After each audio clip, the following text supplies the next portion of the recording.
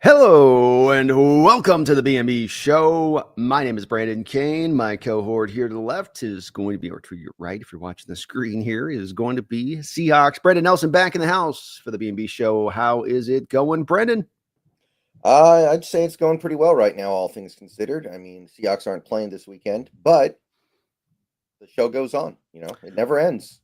Show goes on. There's always usually something to discuss and talk about as we go into this off season, and it's a kind of step-by-step process, but we are going to guide you through every step of this and get you guys all educated on what's going on, where we're at.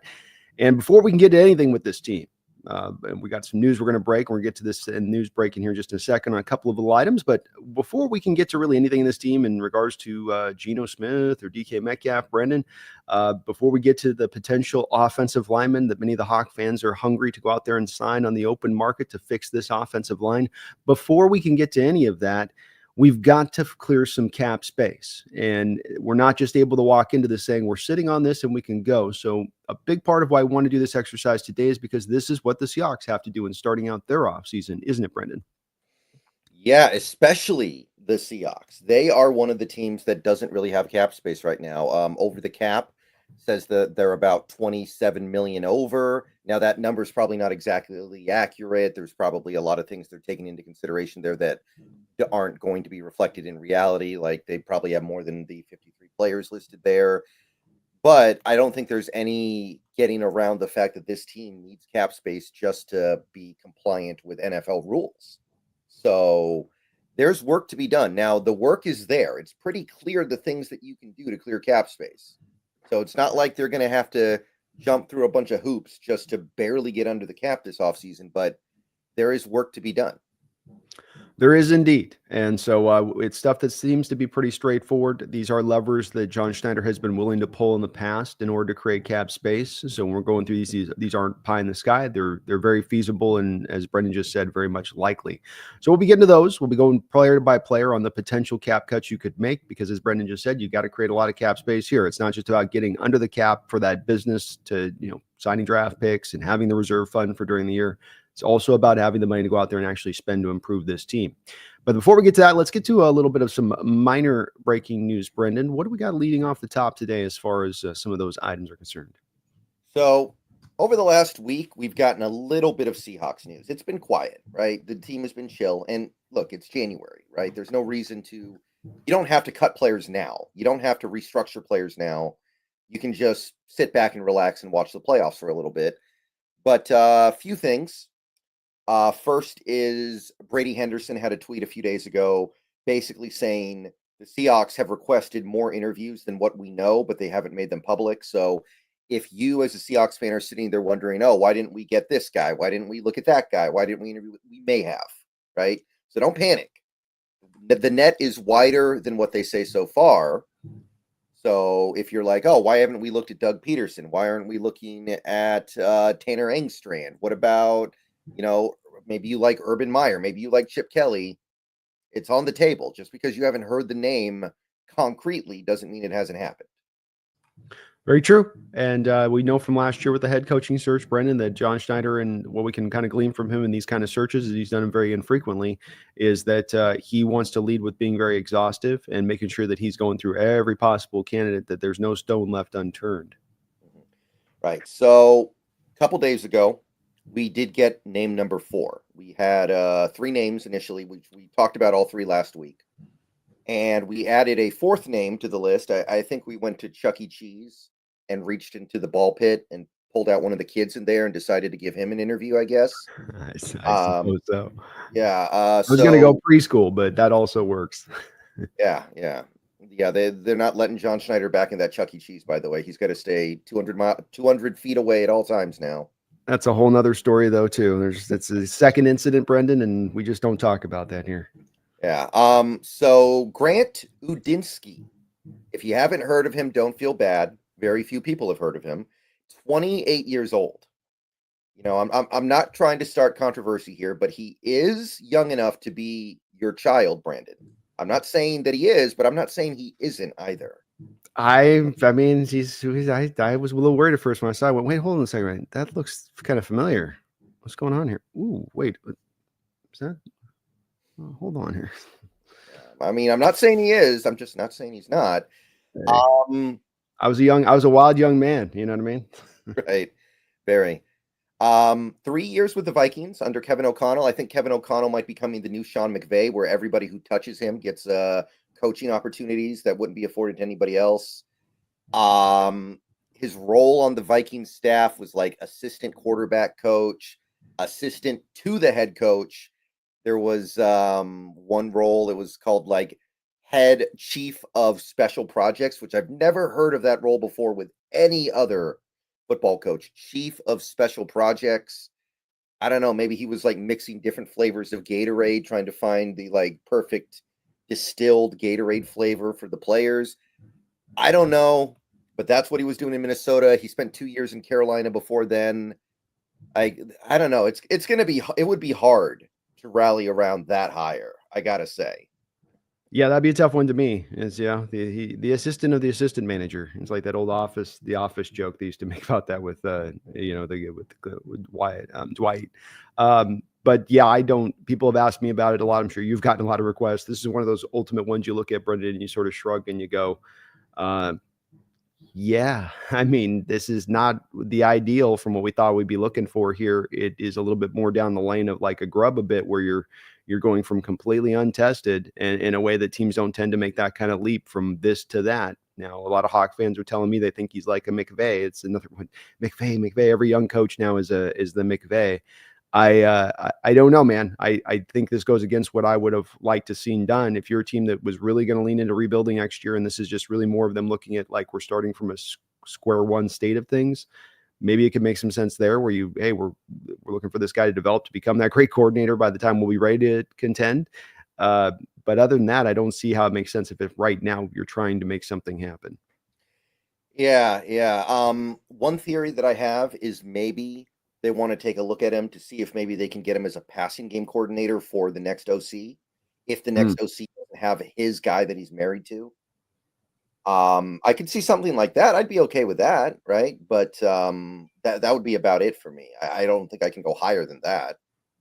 Yeah, I mean, if you can pull something like that off, that'd be great. But I agree. I don't think I could go higher, and that seemed like really a lateral move he'd be making anyway, from where he is with all of his extra titles as it stands in Minnesota. Say nothing of if a guy like McCown goes this offseason.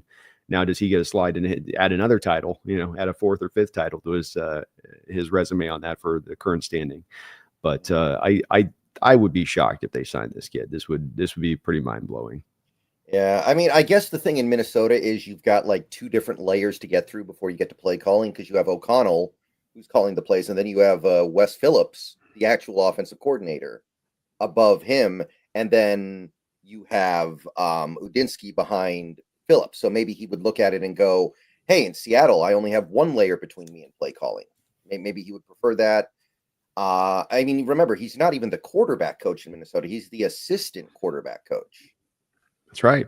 Yeah, I guess you could maybe offer a little bit of that as far as the bump goes, but it's maybe it's possible. Throw them a little bit extra money, maybe too. That's enough to kind of offset it as well. Yeah, like when I worked at Microsoft for a little while back in 2013, I there were so many layers between me and the project manager. I saw him like once a month. I think that's Mhm. probably this guy with O'Connell. He probably only sees O'Connell like once a month or something. Probably, yeah. It's compartmentalized in Microsoft for sure. I'm part of that same mechanism at one point or another, and it's pretty wild how everything's just so very separated and cut off at times. Yeah. So yeah, that's Udinsky. I mean, if he ends up as the OC, I hate to say it, that would make me kind of feel like we couldn't find anybody good because nobody wants the job, and we just had to get somebody who would just be so over the moon to have it. They wouldn't even really question it, you know. How do you glean somebody is so brilliant at play calling, who's that young, who's never done it before? I mean, do you put him in a simulator, like a Madden simulator, and start to see what he does and call him plays? Like, how do you possibly make that determination? I don't know, and that's the part that gets me so nervous about making these kind of calls on guys like this. This is even a more extreme version of Grubb. At least Grubb was calling plays at UW. Oh Yeah, it's yeah, college level, but this even goes more extreme into that direction of things. So you better be sure. You better be sure he's a genius, because this is it. This isn't a swing to the second deck, Brendan. This is you trying to knock it like out of the stadium. yeah. This is trying to hit a 700-foot home run. Right. Put it out in the sound, Yeah. like those Barry Bonds balls back in the day. Yeah, and people keep talking about the McVay thing too. The thing to understand, 28-year-old coaches almost never get hired. Like McVay is probably the only one to ever get hired as a head coach at 28. If teams were trying to hire 28-year-olds to be a head coach all the time, I think a vast majority of them would completely fail, and McVay would be like the exception. So everyone, I know that people, their inclination is to just go, "Oh, McVay, McVay, McVay." It could be like McVay. It's like that just happened to be the one time it happened, and it just so happened to work really well. I don't think we take anything from that. One of my mantras, Brendan, is don't count on the anomaly, count on the rule of thumb. That's trying to count on the anomaly that happened versus really what the rule of thumb is on these kind of hires and what you get with the coaches that are untested, unproven, and very, very young. Right. He's a baby for football. Yeah. He was playing football in 2018, I think. Yeah. I can't even remember what the college was. He doesn't even have a Wikipedia page. Like, you can't hire somebody who doesn't have a Wikipedia page. No, sorry. You need to have a wiki. Come on. Yeah. Somebody should make one.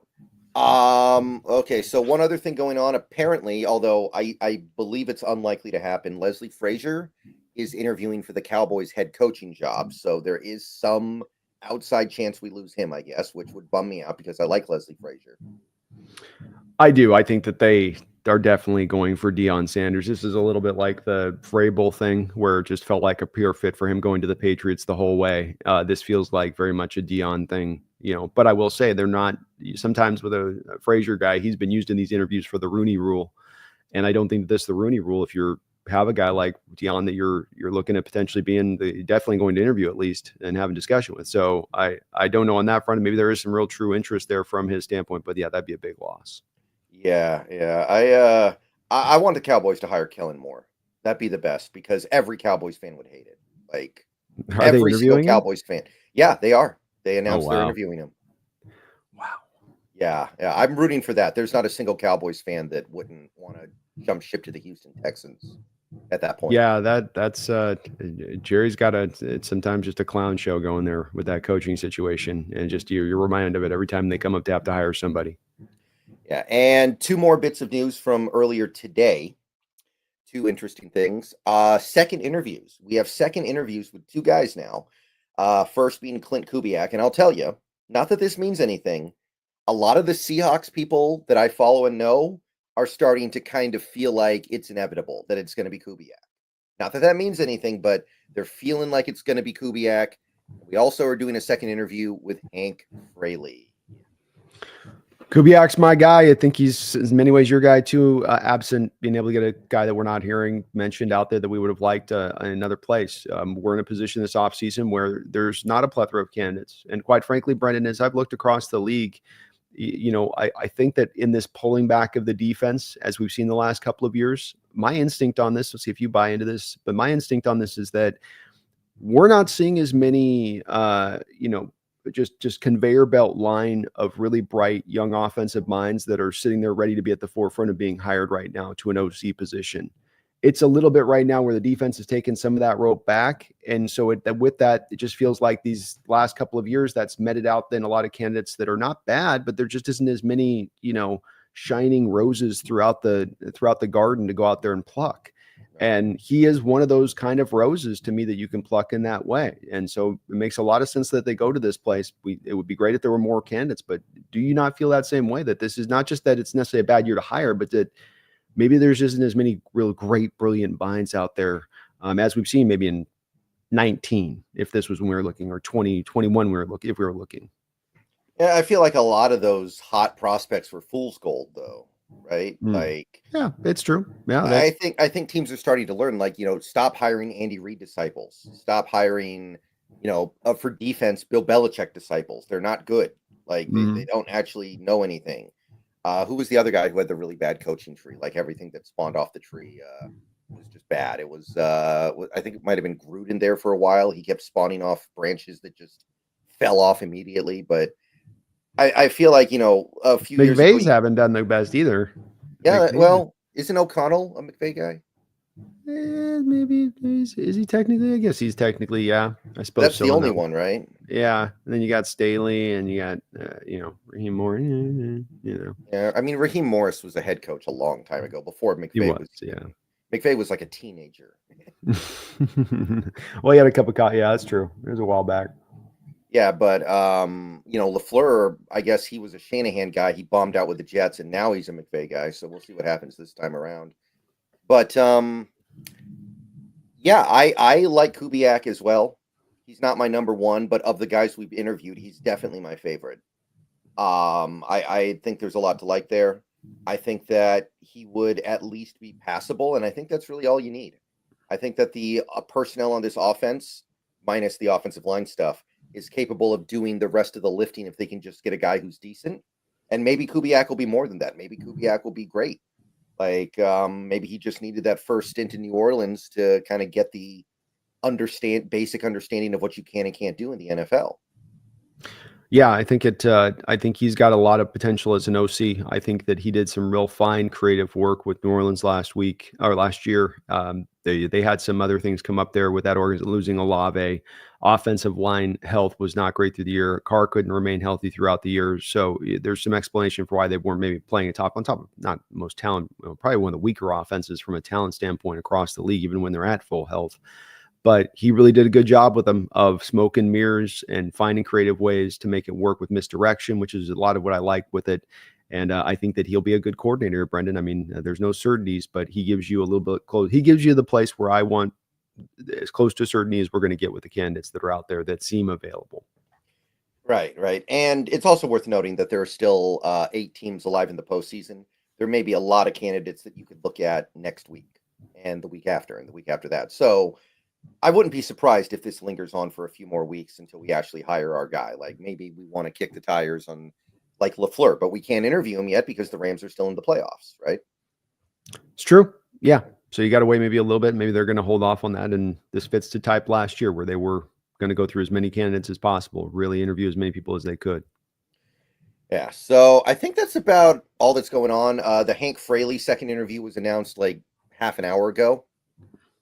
Mm. So, I mean, Hank Fraley, I mean, I get the appeal. It's not really, I don't know. How often do you see an offensive line coach become a really good offensive coordinator? I feel like that's a pipeline that doesn't get tapped all that often. No, I can't think. I mean, I know it's happened at some point, but and probably happened a couple times over, but recently I can't think of it happening a lot. And he's done a really good job there, Brendan. There's a lot of guys you can go in there and look at that have developed well as far as young guys they've drafted or guys who come in.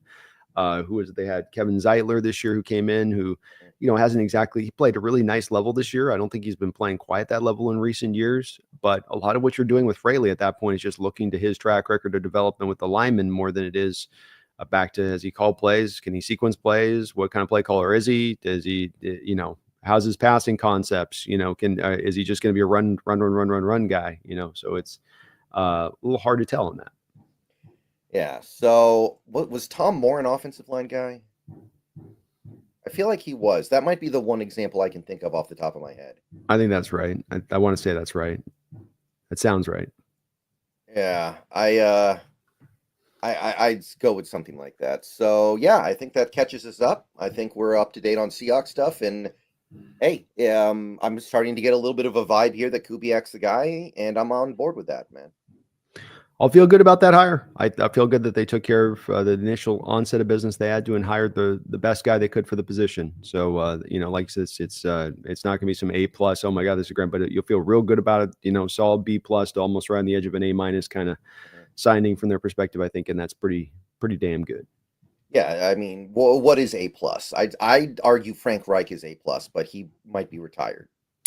Yeah, I don't think, to your point, I don't think there was A plus available this offseason. So you're to get something in a scarce market as far as coordinators go that isn't really that A guy, to find a guy that's kind of that A minus guy a little bit, or high B plus. That makes it a solid signing. Yep. And we'll see what happens over the next week. Maybe this time next week we'll have an actual OC to talk about. That'd be great. All right. So you want to turn the page to this roster discussion? Well, let's do it. Okay. So like I said, the Seahawks are currently estimated to be about $27.5 million over the cap. Now, that number's probably not exactly accurate, but we are definitely over the cap right now. I don't think there's any doubting that. So there's work to be done, and there are three things that you can really do. There are three things that you can do. You can cut players and reclaim their base money against the cap. You can restructure players and push their money into future years and reduce the current cap hit at the expense of having a bigger cap hit later. Or you can extend players and move their cap hit back to later years that you're putting on at the end of the deal. Those are basically the three ways that you can clear cap space in the NFL. So, what we have here, what I have put together here, and I know you've looked at it, is a list of players who, if cut or traded, in some cases, I guess, some of them could be traded, would save the Seahawks some non-trivial amount of money. So what I'm suggesting is that we just go through the list and we just talk about the options and see how we feel. Mm-hmm. Sounds good. And one thing I should say before we start is that this is an off season where you could go one of two ways. And we've talked about this, the idea of going for it versus taking a step back, right? And what we would want to do would be very different if we want to take a step back versus going for it. That's right. It's the key question before we go into this, Brendan. I think that we have to operate from the assumption that this is going to be a go for it, because that's been where the team's been in that pocket for 10 long years. And to anticipate that they're going to take a left turn here is, I think, hard to do. So I think we're going to try and how we do this exercise, folks, operate from the standpoint a little bit of, like, historically speaking, recent history, especially how John's operated with this and the moves that he's looked to moving into these off seasons if he does need, especially to create cap space. Right. And I would say it's very unlikely that any team that wins 10 games in a year is going to say we need to take a step back. That probably doesn't happen. So it sounds, I know it can kind of sound like, you and maybe even I wouldn't mind taking that step back, but I don't think it's practical. So I'm going to move forward assuming the team is going to do everything they can to win as many games as possible in 2025. Yep, me too on that. Okay, so the first guy, and this list is in order from biggest to smallest cap hit, so there's no particular reason why any one player is above another on this list. The number one player that we need to discuss here would be Geno Smith. What we do with Geno Smith this offseason is one of the more compelling questions of any team this offseason. As of right now, he is on a $44.5 million cap hit for 2025. Now, if we're talking about cutting him, the dead cap hit would be $13.5 million, meaning if you let him go or trade him, if you were able to find a trade partner, you would save $31 million in cap hit. So keeping in mind that extending him is an option, which we will talk about later, what would you do with Geno Smith, Brandon? Yeah, this is one where you're going back to our point on starting out this exercise. Your team probably not taking a step back. Well, you're probably then going to try to be taking a step forward. The quarterback market is not good on the open market. You're not going to likely draft a guy very high, or there'll be a guy there for you to draft very high. So you go back and you extend Geno Smith. And in that extension, I think that with him not necessarily lighting the world on fire this year, you're probably going to see him at something around more closer to probably between $35 and $40 million rather than 45, like some people were worried about prior. So what that also then means is that you'll be able to structure this contract to save money, even though it's not a pure release, even though you're signing him to new money. The way you'll be able to structure this out from a bonus standpoint, in my opinion, is probably save somewhere between $5 to $8 million on a new deal with Geno Smith on a cap cost basis with an extension. Yeah, I would estimate that we append like 2 years and somewhere around $75 to $80 million to the deal. So that would get you to a point where the total deal is somewhere around 3 years, 120 million. So about 40 mil per. And because we still owe him the bonus from the current deal, we have to get the cap hit down to about 31 million to break even. I think you can easily do that. I think if you extend him out to where it's a 3-year deal, you get that first year cap hit down to somewhere around 22 to 25 million. you're saving money. Yeah, it's about. I've run the numbers. It's somewhere between 5 to 8 approximately, and some of it just depends on what his final numbers come down to too with it. But it's very easy to structure it in that way. It's not a completely um, wild-eyed prospect. Right. And that is my preference as well. I want to extend Geno. I don't want it to be super long term. I think that he is probably getting close to the end of his physical prime. I think that, he's probably looking at maybe having 2 more really good years left. And then at that point, you need to see what's up before you commit to him. But I have no doubt in my mind, based on the quarterback market, that he's pretty easily worth that. When you look at what other quarterbacks are getting, I don't have a problem with that. I would support that. And I think that it could work as long as you do the next steps correctly. Yeah, I mean, I would be a little differentiated from you on this. Just to a degree of this is definitely a prediction that I would put down that I see the Seattle Seahawks making and taking down this direction. But this is obviously a little bit of a different path of my approach to this offseason. And we've talked about this prior. We don't need to go back through it. But I would have a different approach in my offseason with this. But I also can acknowledge the fact that it's likely to happen. Right. So, yeah, that's the big one. So you do that, you're saving, let's call it like 7.5 million, something like that. Sounds good. Somewhere around there. Next guy that we need to have a conversation about, the other big one on the books here, would be DK Metcalf. And this is a guy you obviously would not cut. You would trade him. His current cap hit is just under 32 million. His dead cap as of right now, if traded before June 1st, would be 21 million. The cap savings, therefore, would be just under 11 million if you move him. Now, apparently, if you go post June 1st because of his restructuring, because of his void years, the number actually goes down a little bit and gets pushed out into 2026. The dead cap, if you trade him post June 1st, not that I think you would do that. That's really hard to do because that's after the draft, would be about 14 million, meaning you're saving 18 million. But the more likely number would be the dead cap hit of 21 million with the cap savings of about 11 million. So, again, keeping in mind that an extension is on the table, what are you doing with DK Metcalf? I'm anticipating a lot like the Geno deal that it's probably going to be extended. The only way you're really moving to DK Metcalf is if you're taking that step back in 2025, which we've already made, I think, a pretty good argument as to why that's not going to be the case. So you sign DK, I would anticipate that it's probably going to be 31 million-ish a year is about what I think he'll be in line to be getting at that point. So I don't know if there's going to be a way with how they've structured this to necessarily save a lot past maybe a couple $1 million on a new deal to DK Metcalf, but probably a couple million you'd save on an extension with him. Yeah, I mean, the current cap hits 32. If you give him the extension, it's probably going to be an extra 3 years.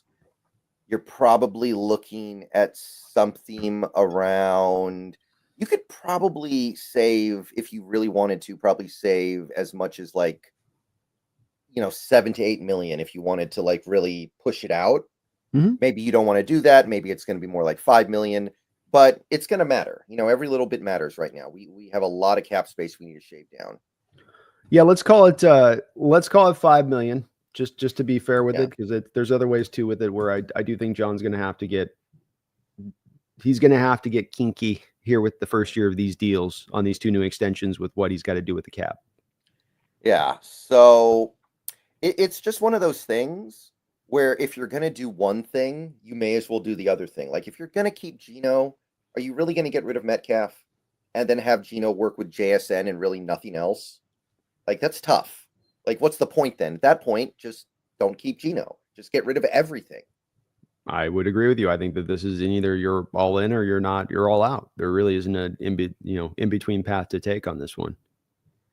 Yeah, I'm not in love with the Metcalf stuff right now. He's kind of frustrated me to this point. I'm a little bit more down on him than I've been before, admittedly. But I think you just have to kind of cross your fingers on this one. And look, he's a good player. It's not like he's bad or anything like that. It's just, I don't feel good about giving him 30 million a year, but I don't know what else you can really do. Yeah, you're giving this contract out to him. He's earned it. This is the price that it costs, but I share your trepidations with the situation with DK. I worry about how his game is going to age when he does lose speed. I again have a little bit of a different outlook, and if I was, wanting to see this team move this offseason and be pushed to do things very intelligently, I don't know if this would, what we're saying is going to be how it goes down is not exactly, I think, how I would definitely have things go down and how I do this. But you do one move, you do the other. There just doesn't make any sense to do it, go a different direction with that. You made a good point on that, and so it'll probably be done.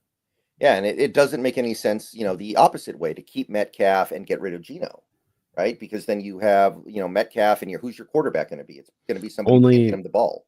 Yeah, only if you're making a Trevor Lawrence kind of move, would that be workable in that scenario? Right. So I think that's probably the likely outcome as well. I think that these teams err on the side of not blowing it up and keeping things as stable as possible. Yeah, I agree with you on that. Okay, number 3, Tyler Lockett, currently due almost $31 million against the cap. If he is released or retires, and by the way, some people ask about this. Lockett, if he retires, I don't believe the money changes. That's why it's called guaranteed money. You get it no matter what, even if you retire. Ask Aaron Donald about that. That's teams can technically come back after players who retire early with bonus money left, but they very infrequently do it. It's very, very infrequent. Yeah, I don't think we do it for Lockett. He's been no. We definitely don't do it as an organization. Yeah, the Patriots did it for Aaron Hernandez, but that was I think that the 49, remember Harbaugh did it to the Niner right tackle too back in the day, where the right tackle retired him on Sunday because he was pissed off with Harbaugh and got tired of him, and then they went after his. Oh yeah, I remember that. It's very rare. It's a dick move, man. It don't look good organizationally because so few teams do it. But anyway, the dead cap on Lockett would be about 14 million, and the savings would be 17 million. So I don't think an extension is on the table. I can't even fathom why they would consider doing that. So does he stay or does he go? What do you got? I'd say he probably goes, and we'll see if there's a market out there that's very warm for Lockett. Not that he's not still a player who can play in this league, but wide receiver is a very competitive position in this sport. And I do think you got to go full release here. This is a guy that saves you as much money as anybody outside of Geno in your ability to clear out that space. And that's a substantial amount of cash you can clear. And so even a restructure where it's like, well, okay, we're going to give him a 1 year, $5-6 million deal. It's like, well, that just pulls down basically the biggest lever you have to pull to create cap space now is being reduced, and you've got to create this cap space. It's not an optional thing. And this where people do get, I think, a little bit not sensitive about it because there's a lot of love for Tyler, and there should be second best wide receiver in Seahawks history. He's deserved that credence, but it's also, you got to make the business decisions here because you are up against it as far as the cap goes. And that means maxing out the savings here for a guy who has some limitations at the wide receiver position at this point in time in his career. Yeah. Is there any amount of money you'd be willing to bring him back for? Like if you released him and brought him back, like would you be okay with veteran minimum or vet min plus or anything? It would be like a 1 year, $3 million deal, I think, at the most. So, we're saving 17. So we save only 14 million instead of 17. Maybe even that, though, I'd be hesitant. And some of this depends upon who the OC is going to be, because the two parts that I keep coming back to that stand out to me with Tyler, or really the three parts, I guess, are number one, there's no yak anymore. And that's okay. That was all right when he was able to still take the top off the defense and be, at times even a contested catch threat. But that part of his game has also gone down here with time. And there are more and more plays the last couple of years where I'm seeing, a catch he might have made 5-6 years ago. Now there's really almost no chance he's going to make that grab. And then the blocking. You have in Tyler a guy that's going to be a negative for you as far as a blocker goes out in that football field when he's out there as receiver. I mean, that's three detriments that you're rocking with. And then what is the plus side that he currently now brings as a player? What is it that's not you essentially doing this deal because of kind of legacy? And I understand the reasoning in doing that, but I don't think the teams are smart signing players to legacy deals. I don't. And I think we've given him a hell of a golden parachute over the last 2 years to feel like we've done certainly right by him as a player and how we paid him and all of that. Yeah, I agree. I mean, in this offense with Metcalf and JSN, you can probably find somebody that can give you about what Lockett gives you for like 600,000 next year in the draft. If you draft Tez Johnson, how much is he going to count against the cap the first year? Like 650,000. Yeah. And he will give you maybe more than what Lockett would give you, honestly. Yeah. And especially if it's a guy that's, maybe a guy that's a, kind of a yak guy, the kid out of TCU, wide receiver they got there. I was watching a kid last night as well.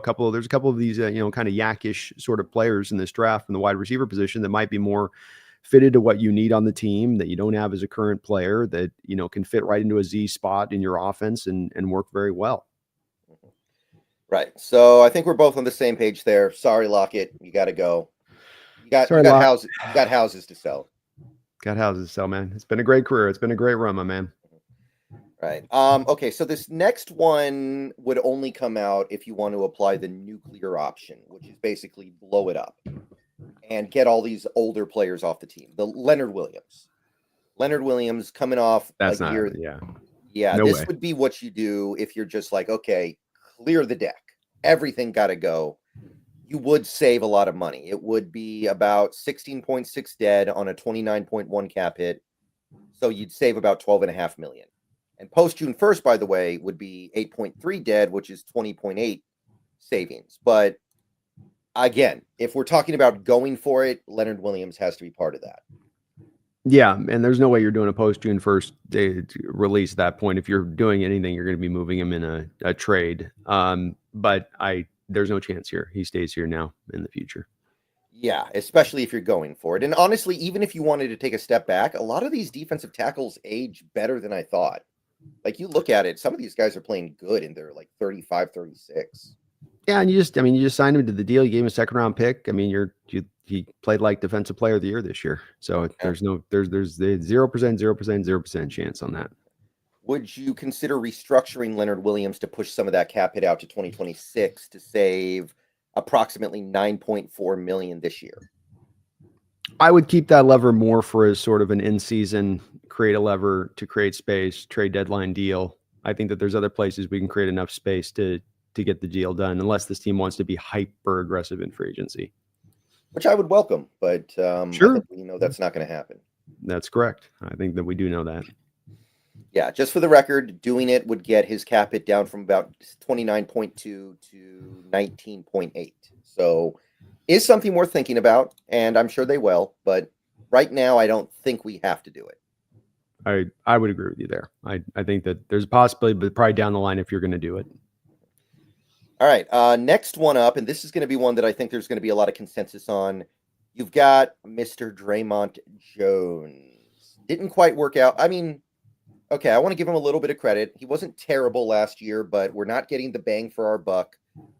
There's plenty of money to be saved if you move off of him. It's 25.6 million against the cap, 14.1 dead if you move off of him, which means it would be $11.6 million in savings. You could also post June 1st him and save 16.5. Team seems relatively resistant to doing post June 1st stuff, it feels like, so I'm not super into that idea necessarily, but as for the original idea, saving 11.6 million, are you in or are you out? I am in on that. I also am definitely in on the potential of post June 1st. I think sometimes the reason that they haven't done the post June 1st has been a little bit of John wanting to, being like last year, for instance, let's take Jamal Adams. You were going into it with McDonald as the young coach where you go, look, we're not in a go for it mode this year. We got a new coach. He's got to figure out his way. This is a year where maybe we should just eat that dead money in the way and just kind of suffer the pain a little bit this year fully, rather than stretch it out for a year where we're not going to make a lot happen. This might be more of a year where they do that, especially considering, Brendan, how tight the cap is in regards to this one with Draymond. And that's a substantial amount of money that you could save on top of where we stand so well in 26 and 27 as far as the cap situation goes. But no matter what, he gets released. This is a guy you signed to be a 3-tech. A lot of people will, well, he did some edge stuff. He did some edge stuff with Denver. He was signed to be a 3-tech for you. I know that then the people go, well, he doesn't fit into Mike McDonald's scheme. That's why they had to move him to the outside. No, you moved him to the outside with Carroll. So he was already moved out there before Mike McDonald came along. It just hasn't worked here. He's not been horrifically bad, but he's not been particularly good either. Not for the price that he's costing. You pull this lever and you pull it very easily. Yeah, there are probably some like third round rookies you could get that could replace Draymond's production pretty seamlessly, I think. Mm-hmm. Yeah, I think that you could find a couple guys. Yeah, and there's no way you can have him on the 25.6. So if you didn't cut him, you would extend him. So I think that cutting is clearly the only consideration here. I don't think you could ever extend Draymond given the way he's played the last 2 years. You can't do it. No possibility. Right. So just for records here, let's say so Gino, you're saving 7.5, let's say. DK, you're saving 5. Lockett, you're saving 17. So you've gotten up to about 30. And now with Draymond, if you do post June 1st, you're up to about 46 million. Okay. So you're there. You're more than there now. We are in compliance with NFL rules and regulations already by about 19 million. So we're off to a good start. Hell yeah. We're rolling. Next, we're just getting warmed up. Yeah, we got, we gotta, this, what do they call it? The fatted calf. We gotta trim it down. What do they call that? Right. Yeah, I know what you're trying to say, but I can't remember how the phrase goes either. It's in the Bible somewhere. Trim the fat, something like that. Mm-hmm. All right, Uchenna Nwosu's next up here. 21.2 cap hit this year. Dead cap would be 13 if you let him go. So that means you're saving 8.2 approximately. Call it 8.2 million. Post June 1st, you're saving 14.7. So you're basically splitting the dead cap across 2 seasons. So there are a couple things you can do with Nwosu here, by the way. He's also a guy you could theoretically restructure. How are you playing the Uchenna Nwosu card this offseason? Sometimes football is about having to make a gamble and also about making that gamble based upon the data that you currently have. And, players, as we saw with Jamal Adams, can sometimes have this injury thing start as a momentum thing. And they're snake bit. It's hard to explain, body breaking down, bad luck, whatever you want to apply. You're watching it kind of go down here a little bit, I think, with Uchenna Nwosu. And this is a place that I believe that when you go to the edges and you look across edges in the NFL, I think I would be turn at this point to cut him and release him out. Probably not post June 1st and probably just get the first year out fully. Don't need to stretch it like Draymond's on this one. But at the same point in time, I think that number one, I don't know if he starts for you next year with the 2 edges you've got. Number 2, I don't know if I can trust that health anymore. And sure would be bad if you go into next year and again, he gets injured even on sort of spot duty. You're going, yeah, we could have kind of anticipated some of this. There's a lot of edges usually on the open market you can go get. You usually go find a competent third edge, Brendan, right? Because we're talking about find a competent third edge behind the mix, draft maybe another guy in there on top of that. You're feeling okay. Like go make a trade for Jadeveon Clowney, for instance. I like that, releasing Uchenna and Clowney's fit to this defense more than I like Uchenna and his fit to this defense off the edge there. So I'd rather make kind of a move like that. Yeah, I can definitely see that. I've thought about it. I think as of right now, my leaning is to keep him because you're not saving that much. Like 70% of the contract would be dead, but I'm open to it. I look at what Uchenna did after he got back at the end of the year, and I thought he played fairly well. I didn't think it was bad or anything. I thought it was overall pretty good. It made me feel okay with bringing him back, but I'm going to be pretty open-minded on that one personally. Yeah, it's for me a health thing more than anything else, and I'm okay with keeping him too. I don't think he would be a guy that'd be probably one of those rare players. I'm more okay. What's the other option we're going to if not him? So you'd have to have the plan in place of we have this player that we like. The cost goes down a little bit. We feel maybe we even improve the position a little bit. So I do want to know about who I'm kind of getting in our ideal of replacement there, but I could go either way on that. It's just in general to do the release. Yeah. The other option with Nwosu would be to restructure him. You could kick out about 6.6 million into 2026 and get his cap it down to 14.5, which again would make 2026 a pain in the butt.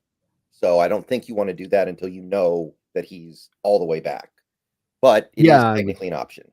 I'd be very hesitant to do that one. That's just you'd have to let it ride out if you're going to let it ride out, but don't try to do more for something that's not been, it's been a bad contract in retrospect. Not that it wasn't a good signing, it's just not been a good, Mhm. don't double down on that. Unlucky player. Unlucky, man. That happens. All right. We got one more big contract to talk about here. Noah Fant. Noah Fant due 13.4 million this year. 13.4. Only 4.5 dead if you move on, meaning you're saving about $8.9 million if you move off of Noah Fant. So what are we doing? Yeah, this one's actually really easy. Noah Fant came here through his first 2 years, had like half the production in those first 2 years of what he was doing in Denver to start his career. Last year was another disappointing year for him as far as that goes. And I'm speaking just as a pass catcher. He gives you very little as a blocker, run blocker, pass protector. It's pretty limited. He's one of those guys who's a toolsy guy who never reached his ceiling, is how I feel about him. And I look at this draft right now, Brennan, and I've been scouting quite a few of the tight ends coming out of this draft. And what Noah fills is an H-back tight end role in this offense. So your inline guys, A.J. Barner, you need to usually have an H-back type tight end, a move tight end, a guy that can be a mismatch against linebackers and safeties in space, which is what Noah Fant's supposed to be. Well, this draft's loaded up with guys. I know that you hear, and I think that the most popular first round player that I hear applied to our Seattle Seahawks by fans and even content creators talking about it seems to be Warren. Warren. I hear nothing about Tyler Warren, this kid out of Penn State, over and over again. Well, that's an H-back. There's your H-back replacement for Noah Fant right there. And if you want to go into the second round and you want to do it there, you might be able to, you're going to get Colston Loveland or Harold Fannin or Mason Taylor. There's the gunner kid with Texas. He's another H-back. He's another H-back type. So I think he's more probably, rather than having to go into second round, probably more third round-ish area is where you'll be able to get him. So, you got options here where you can go cheaper and you can go find your option that third round who gives you a guy that's going to give you exactly what Noah's going to give you. Yeah. I think this one's a little bit of a no-brainer. And by the way, Tyler Warren might be your quarterback too. Have you seen his arm? He can sling it. Any? All right. They do the trick plays with him and stuff. He's like, he can beat Taysom Hill maybe. Oh, that's exciting. I'm with it. So yeah, that's $9 million that I need elsewhere for sure. I think that's a no-brainer. I don't like, you could, I guess, extend him, but why? Oh, and it's just he can't, another guy can't stay healthy. I just always in and out of the lineup, always dealing with something, even though you're not used that much. Why are you injured so often? Yeah, it's been frustrating because the dude is talented. It just never quite came together. Goes that way sometimes. All right, now we're on to the more marginal contracts, but there are still significant savings to be had. Let's keep our running total here for let's do with the fan. Let's see here. Let's say we keep Nwosu for a second, that's another $9 million on top of the theoretical $55 million is where we're at right now. Yeah, 55 million, which goes to about 63 if we let go of Nwosu. Right. So, I'm going to leave that one up in the air. I think that could go either way. Let's just stay at the 55 for now, because I agree. I think the Nwosu thing's on the line. Rayshon Jenkins due 7.8 million, but only 2.5 is in a bonus, which means you let him go. That's $5.3 million in your pocket. Easy peasy one. There's some pretty decent safeties in this class. Bryant's ascent. You could draft a safety, even if you want to sign Bryant to an extension, play him out another year. You draft a safety for his replacement. Love is playing good play for you on the other side of it. Rayshon did not give you a whole hell of a lot this year. It's got injured, so he had a cast on his hand through a lot of the games here this year early on. But even once he came back, I don't know that you really felt a lot of his impact or effect for the price that you're going to be paying moving into next year on the guy. Yeah, he broke his hand and then he just forgot how to tackle, man. And it was ugly at times. It was like rough watching Rayshon a lot of this year, man. Yeah, and I just felt like that was always a 1-year deal. I've been saying this from the start with him. It's a 1-year deal. Like I think the Noah Fant deal was a 1-year deal. And I think he fits to like the Jerome Baker Dodson contract where these guys were sort of just placeholders until you could get back around to addressing the positions this next offseason. You had other priorities. And so you kind of just, you sort of punted on those 1-year deals, but a 1-year deal is what it was. All right, so that's an easy one, and that gets us to 60, I think, right? Because that's How another much money do we save? 5.3. Okay. So yeah, $60.3 million. Okay, next up, a little bit of a conversation to have with Jason Myers because an odd year is coming up, you know? It is. The situation on this one is one though where you're just going to ride out the last year of his deal, because if you move off of Myers, you do have some dead money. You're still then going to have to go find a kicker that you're probably going to give money to unless you're going to draft a guy. Drafting a guy is one place people have talked about doing, Brendan, but this has not been necessarily a safe place for NFL teams, right? Look at Moody right now with the 49ers, and that just because you go draft a guy does not, and draft him high, doesn't mean that you're going to get the great performance there. So we have a little bit of the devil we know. And yes, that's going to be Mr. Hyde, smoking cigars, taking shots of whiskey, slapping women. It's like, this is the Myers version we're getting now here. And we're just going to have to ride out for a final year and see what goes on, Yeah. For the record, do 6.8 million this year, 3.8 dead, which means you save about 3.1 million if you cut him. Post June 1st, you could cut him and save about 5 million. So there is money to be had here. I don't think the team's going to do it because he did have a really nice year in 2024. I don't think. I know that we do the whole odd year Myers thing. I don't know if coaches take that all that seriously. I think the coach is just like, oh, he'll be good. Why wouldn't he be good? He was good last year.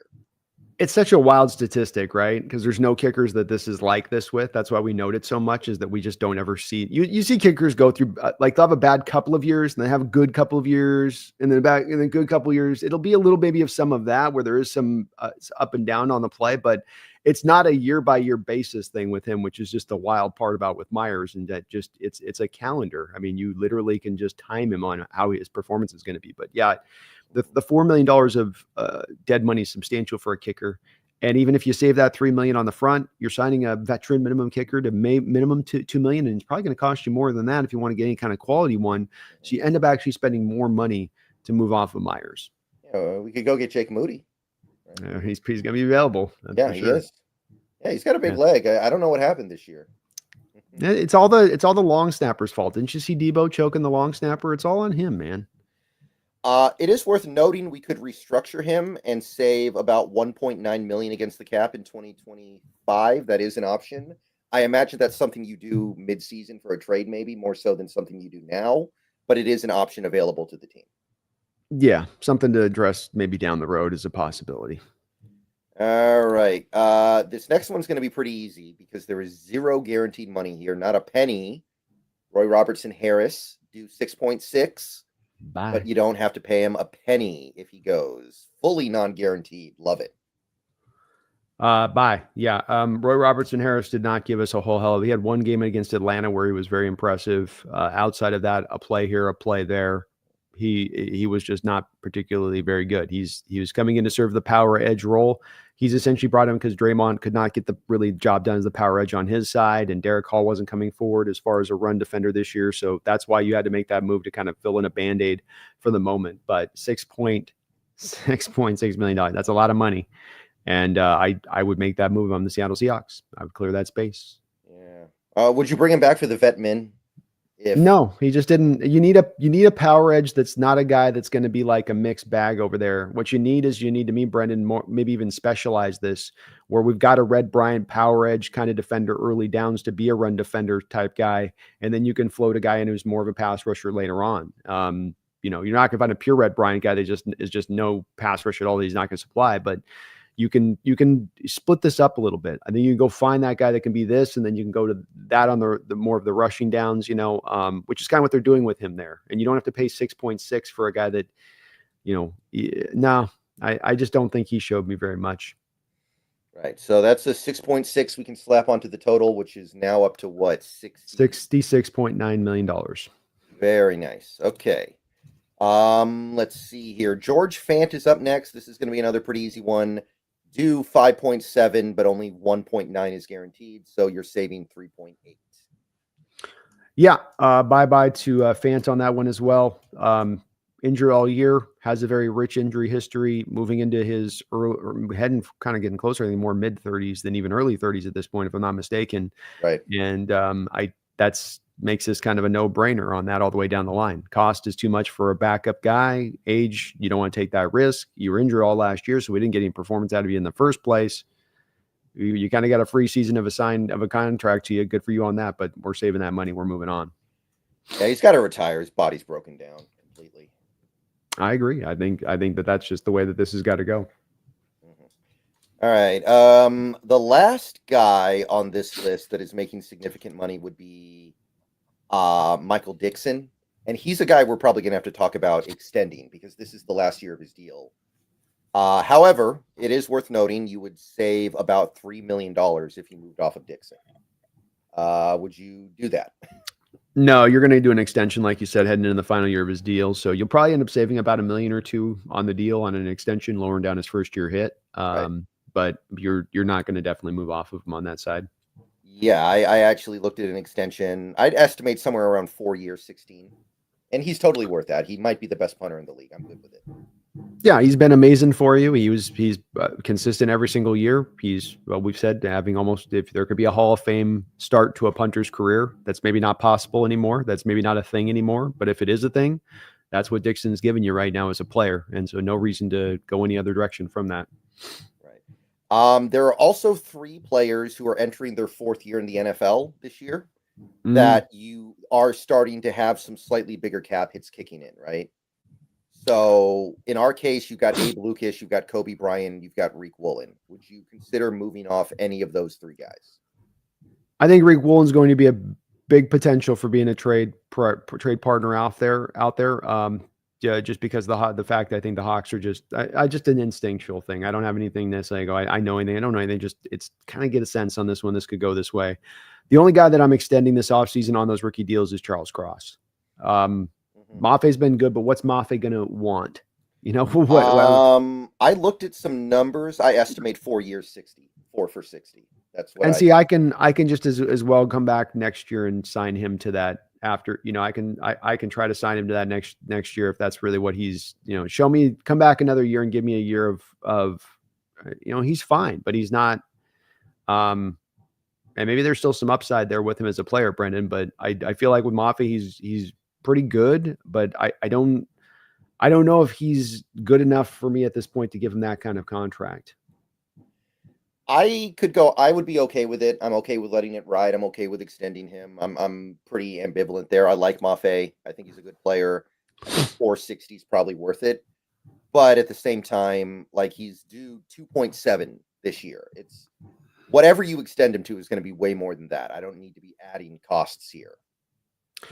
No, I don't. And I just kind of almost like the thought process of waiting out another year and seeing if he takes that next step to sort of 12, 13 sack plays. Cause he essentially had kind of like about the same year as last year when it's all said and done, which is, it's a fine, solid year for an edge, but it's not upper crust stuff here. I'm not talking Myles Garrett stuff when I say upper crust. I'm talking like, Andrew Van Ginkel type stuff. Like he's not even in that area of things really in his play. So I'd rather go and get him through another year. And if he comes out and gives you another year at 8 or 9 sacks, good run defense, well, his value will be where it is at that point. He's going to have a hard case to make to say I should be paid up in that 15, 16, 17 million per year.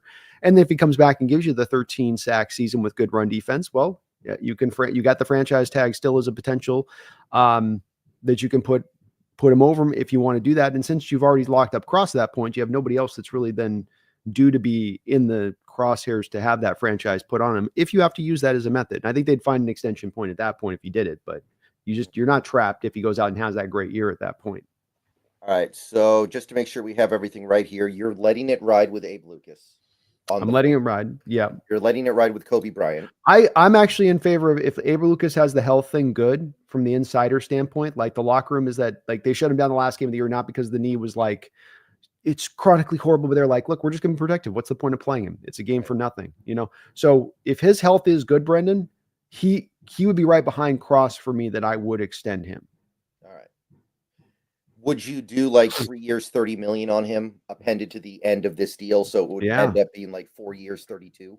Yeah. So it'd be like you're getting essentially the discount on the fact that where you've had to suffer the pain and the price a bit of his knee injury, not getting him to be out the field all the way. You'll get the benefits now of that injury where he wasn't out there playing to be more consistent as a performer, to drive more of the cost up. where you're now getting a discount if you know that health is good. That's the caveat. That it's not this, well, it's chronic, it's Todd Gurley, bone on bone. There's no more cartilage left in the knee, none of that stuff. But if it's actually that the doctors give you the nod and Abe's like, I feel good, and you get in a little bit of a discount rate from where it would be for his performance and his play on the field, sign me up. Oh yeah, okay. You're letting it ride with Kobe Bryant, Yes, and you're moving Woolen. I'm moving Woolen. So moving Woolen would be 1.1 million saved, just for the record. I know it's not a lot, but 1.1 million. That's I wish I had 1.1 million. Yeah, one point every little bit helps. And that takes us to 71.8. All right. So minus the Charles Cross deal. Right. And the Cross deal, I would estimate 4 years, 104 million. So 1 million per year more than the Bucks guy. Who's the Bucks guy? Wirfs? Wirfs. Yeah. Yeah. I don't know if he makes quite what Wirfs going to make, because Wirfs was an all pro when he got signed. Right. So he's probably at like 17 million per, something like that per year. Yeah, if you include the last year of the rookie deal, right? Yeah, something like that. Yeah, let me take a look and make sure I get these numbers right. So, okay, Darisaw got 26 per. So if Cross got 4 for 104, it would be identical to Darisaw. Yeah, I think that's a fair outlook of it. And then Darisaw has, for instance, Darisaw's cap hit next year is 9.6 in the second year of his deal. Mm-hmm. So let's also call it like 7 million off the initial cap hit, right? Do you see where I'm going with that? So Darisaw's second year, so it would have been less in his first year. I can't see over the cap, doesn't let you go back to 24 on this. But I would guess his cap hit then. So if we have Cross in the same place, let's take off 7 million from the 71.8, basically. So we're at 64.8, right? Yeah, that's got to be right. All right. And for the record, Andrew Thomas got 23.5 million 2 years ago when he extended. And I think Cross is going to be in a similar position to Thomas, just with the cap having gone up. Makes sense. Yeah, it makes sense on that. So I say 4 years, 104 for Cross. That works. Yeah. And let's see. You could extend Ken Walker, but we're not going to. You could extend Abe Lucas, which we talked about. What would you be open to a Kobe extension, or do you want to see it for 1 more year? Is there any like wiggle room you have there, you think? I mean, if they signed him to an extension, I'd understand it, and I would get that Mike likes the skill set and sees how it fits long term. I would be more preference to see him do it out another year myself. I also don't know that I really want to be I do kind of feel like there's a little bit of this, Brennan, of when it comes to the running back in the safety position with the Seahawks, that there's the course correction that needs to be kind of brought into play here a bit, being that we have tended in recent history to spend a lot of money in our safeties, and that didn't really work out well for us. Julian Love's not making a crazy amount of money, but he's making good money, worthwhile play for that. But do I want to be paying both those safeties at that amount of money, at a pretty high level mark at that point? First going out there, especially in a draft like this that does have some safety options, where I could get ahead of this, Brendan, where I go get maybe a Malachi Starks who's now waiting in the wings for a year. If Kobe does go to and maybe they like Malachi better, is the kind of guy that maybe is more in that role. So some of this falls to what Mike thinks on this a bit. If he really loves Kobe, I'd get it because of that versatility, but I would like to probably get another year of it. I can't deny though that he played like a top 20 safety in the sport this year. Mm-hmm. All right. So that's pretty much everything. There's always more you can do. You can tack on void years. You can do crazy trade stuff where you get out of money because of trades. But realistically, that is basically the full length of what we can do. So we got to what? 64, you said? 64.8 million with Cross extended. Uchenna still on the roster. Mm-hmm. And that's 64. That gets us past the dead money, of course, too. So we're sitting in a place at that point, as we've said to people in the chat many times over here as we've had in this offseason, where they say, well, we're up against the cap. You are up against the cap, but you have cap flexibility. It's not about how much or little cap space you have. It's about how much flexibility you have to create space. The San Francisco 49ers have almost no flexibility in what they can do. That's not good. We have it. We can do this. That's a lot of money out there to go get things done out there. If they want to sign 2 prime time offensive linemen, still do all their normal business, Brendan, do the cross extension, all that, they could do it, right? I mean, we've said Tevin Jenkins, if they wanted Tevin Jenkins and Trey Smith, and you really wanted to hammer that, and you would get those 2 signings done, and you're like, look, we're driven by God to get this thing done. You could get it done and still put a team together. Is it likely they do that? No. You and I would both go, look, that's not their given history. Yeah. But could they? Yes. They're not. What I'm trying to say, Brendan, let's not give the front office a pass here for not making these moves because they're saying they're financially cash stripped, right? Let's not let them make a sort of a Mariner play of this where they're like,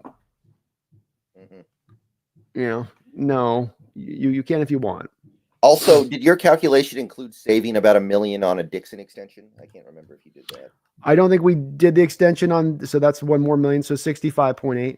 Yeah, almost 60. Let's call it 60. Let's not do 60. Say that's an unlucky number. So 65.8 sounds better. 65.8 million. Right. And again, like if you wanted to get more, you could tack void years onto Geno's deal. You could tack void years onto Metcalf's deal. You prefer not to, but you could. There's no rule against it. And honestly, with the way the cap is going up, like if you append $2 million void years in 2028 and 2029, you're not even gonna feel it by the time you get there. You've got top 4 cap space, 26, top 2 cap space for 2027. So this is a thing, Brendan, this is why you make the one decision to the next to me. And we're open to being, if the Hawks want to go 2 different directions, obviously you and I would be with it, but we're anticipating they're going this direction, which is fine. You choose that path. But if you're choosing that path, to me, it is a little bit to then say, look, yeah, we got to pull a little bit from 26 to 27 to make this go. Yeah, we're going to clear some of this space with dead money, but there is going to be a bit of us. I don't know if it's pure void years. I don't know if it's just lowering down more of the base money and stretching out the bonus or doing those option bonus things, which is now kind of the new de jure contractual thing is we'll put the option bonuses down the lines. The player still gets the guarantee, but now the bonuses don't hit as heartily at the front end of the contract like they used to. There's a couple of different ways you could do this, but you got to do it if you're going to take this line. If you're going to go down this line and say, no, it's a year where we are ready to go. Well, then show us you're ready to go with it by maximizing this to the utmost, by maximizing that future capital a bit to the utmost. Because otherwise, you're not going to have enough to get to me the business done that needs to be done to become a contender if you don't do some of that. Would you not agree? I think I would agree with that. And let's go back to the Abe Lucas thing real quick, because this is interesting, because it's an opportunity to get him before he becomes very expensive, right? Because if he has a good year and plays in all 17 games in 2025, it's not going to be a 3-year, $30 million extension. It's going to be much more than that. That's right. That's exactly right. I mean, you're doing like it's almost like Julio with the Mariners, but with an injury thing that makes it a little bit tougher. Where you're like, look, we're gonna give you the financial security here. You've been a guy's had some injuries here. That's probably gonna give you a nice peace of mind. But you're not gonna break the bank like you could if you want to go one more year on it. And that's to me could be beneficial, especially when you're paying Charles Cross up in that $20 million territory. Now you're able to kind of keep your 2 pillars in line, and you can really now laser focus in on that interior offensive line into the future of getting that hemmed up. I've seen a couple comments in the chat saying my microphone's bad. It's probably because I got this new software. They discontinued the Blue Sherpa and forced everybody to use their Logitech G Hub or whatever. Sorry about that, everybody. I'll try to get that fixed for next time. But yeah, they completely blew up all my old microphone settings. Yikes, dude. That's a nightmare. I get scared to death when thinking about that with my OBS stuff. I'm like, because anytime I go in there, it's like you touch one thing and it's like, oh, you're in there for hours trying to fix it. Yeah, I was installing a steering wheel so I could play American Truck Simulator, and it just like forced me to download G Hub. And when you download G Hub, it takes over everything on your. Oh yeah. They've got these settings that'll just grab everything over the top, and then you can't figure out what settings taking this thing over the top. You got to like dig down. So it's gonna be hours and hours of troubleshooting. Just like, oh. Yeah. Sorry about that, everybody. I will try to fix that for next time. Let's get through we got a couple donations, super chats here. Brendan, give me 1 second here. Be right back. No problem. Brendan's noise gate is the issue to me. Let me see here. I could turn off the thing that automatically adjusts the mic volume. How do I sound now, guys? Let me know in the chat. Like I just turned off the option on StreamYard, to automatically adjust the microphone volume, and now I can adjust it on my own. Maybe this will eliminate the noise gate crap. Okay, let's see if this is actually the solution here. Yeah, sorry about that, everybody. I really liked Blue Sherpa. I don't know why they discontinued Blue Sherpa. It was great. I loved Blue Sherpa.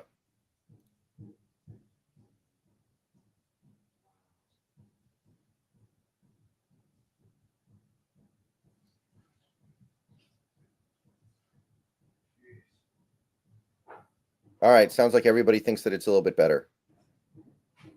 And Ryan, it's not the microphone. This microphone's fine. This is not a Walmart microphone. This is a Yeti. It's not as nice as Brandon's microphone, but this is a high quality microphone. It's not the microphone hardware. It's the software. It again blew up my settings. So, Isaac, I think we're better now.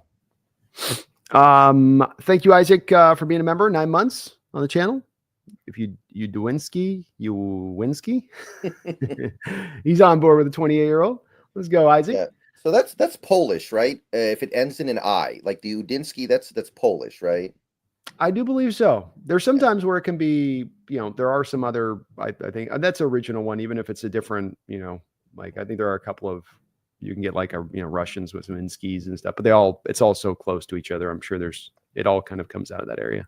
Mm-hmm. Be calm, see clearly. Thanks for the $2 donation. He says, I have the flu. I blame Ryan Grubb. This sucks. I'm sorry, man. Fluids and sleep, man. Fluids and sleep. Get through it and take care of yourself. Yeah, I haven't gotten the flu in a while. I always get colds. I never get the flu. Yeah, I'll usually get just kind of the fast colds, but I don't tend to get stuff that's too bad. What's helped me is being able to not have the 9 to 5 where I can sleep in because I'm such a night owl, Brendan. So it's like being able to do this and be able to stay up late and then sleep in, because I used to be one of those people that always stay up late and then try to get, for work and still be half out of it and always getting sick because I not getting the sleep.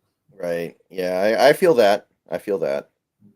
Thank you, Be Calm. Appreciate you. Martin Lawrence, thanks for the $5 donation. If they do bring Udinsky as OC, it's worse than Grubb. A real hit and hope. Probably the same outcome and just annoys the hell out of Mike McDonald. Well, he has to tell him to go to bed every night, Martin. I mean, that's also the part Mike's is like, I got to literally tell him to go to bed too, like, and eat his vegetables. And yeah, 28 years old, man. I mean, that's significantly younger than me. That's younger than quite a few players on this team. We have, like, Geno Smith would be like, I got to listen to this guy. And can you imagine Metcalf with some of his, like imagine a moment with him screaming into his, I don't know. It's just, Martin, I think we've got some of the same trepidation you do with this one. Maybe the guy's just that brilliant. Maybe he is, but I think I'd like to let somebody else take that risk on this kid rather than us right now where we stand organizationally. Yeah, I mean, Rain Man was really smart too, right? Like he could count all the matches that fell out of a box of matches, but you ask him to light one of those matches, there's no way he'd ever be able to do it. So I wouldn't hire him to make decisions for me just because he was really smart.